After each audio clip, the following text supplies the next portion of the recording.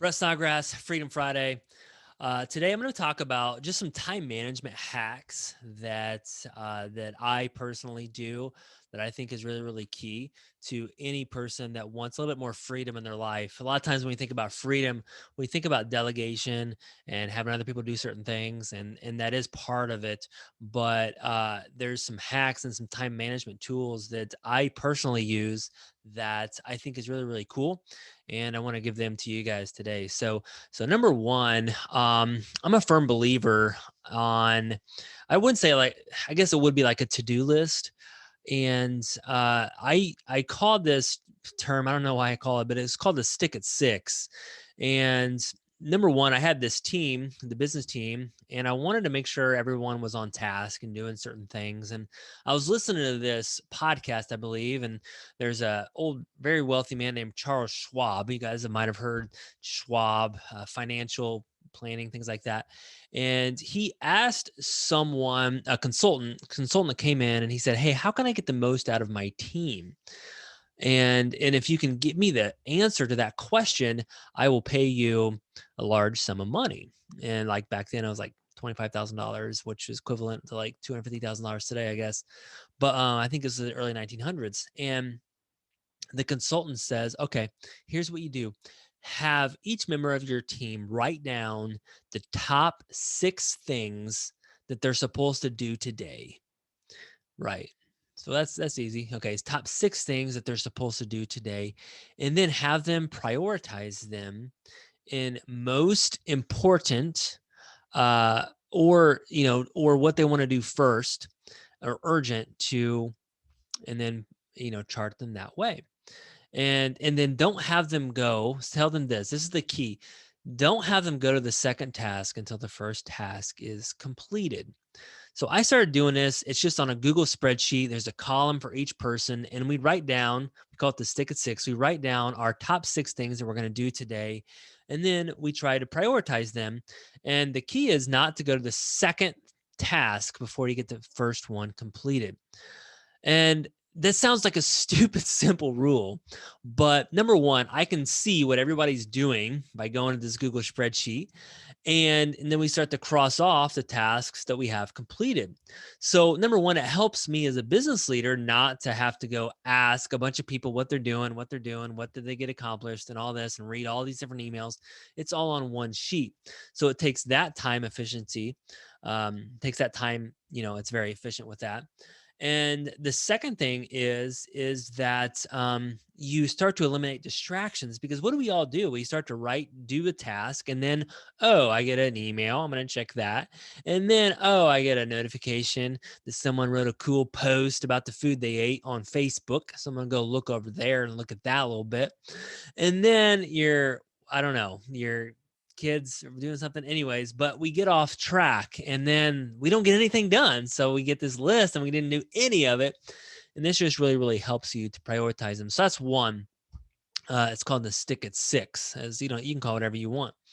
The second thing is, I would really look at the technology and ways that you can save time. And technology can be a huge time waster, or it can be a time saver. And I use technology to save time.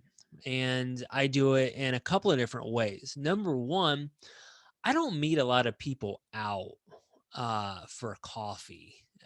I don't know. I used to do that a lot. And a lot of times I would meet someone and they would pick my brain and things like that. And I just stopped doing that because I don't think it was the best use of my time. But I still like to meet with people and I still like to give them advice. But now technology, we got the Zoom meetings. A lot of times I'll chat with them while I'm driving. So start to think about those hacks that you can save your time by meeting. Can you use technology to save time on that? Um, Another thing that I started doing is, with our banking. So I bank with Chase Bank, and I really love it because the technology with the banking is that you can save so much time. I haven't written a check in like years, number one, and maybe you haven't either.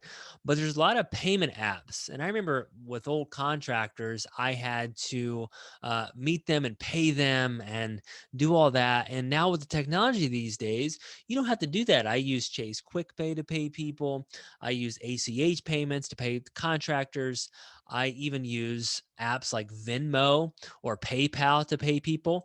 So I would stop paying people with cash and checks, and I would start using these different resources. Plus, it's a lot easier to track. Number two. Um, if you also you're a business owner, I'm just kind of coming up with these at the top of my head, but tracking receipts is really, really difficult. And a lot of people don't do it at all, honestly. And if they got audited, and I was for one, I hated it and didn't do it for years. But now with technology, you don't have to keep the receipt. You can actually take a picture of it. So what I do is I take a picture of my receipts and I send it to this thing called the receipt bank. There's a lot of different ways that you can save the receipts, but there's receipt banks out there, and you can send them to those, and your accountant or bookkeeper can check those out. Um, there's another software that we currently use called Asana that really, really helps us. So you might check out that app or actually that website called Asana. It's a project management website that, again, you can put your tasks on there. You can check them off. You can put dates on there, notifications on there. It just tries to help keep you on track, right? To keep you just more time efficient. So I would really just check out that Asana program. Also, another thing that we do is I share calendars with people. So I use Google Calendar, and I'm just a big component on simplifying my life and use Google Calendar. Share it with your team, share it with other people. You can create different types of calendars, maybe a content calendar. You can create like an acquisitions manager calendar, just different things like that that you can help keep yourself on track.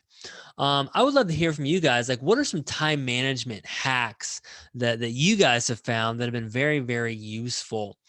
You can get in the weeds on this really, really quick, and that doesn't save anybody time if you're trying to figure out apps and technology and all that stuff. But what are some simple hacks that we all can use to save our time, because it's our most valuable asset, baby.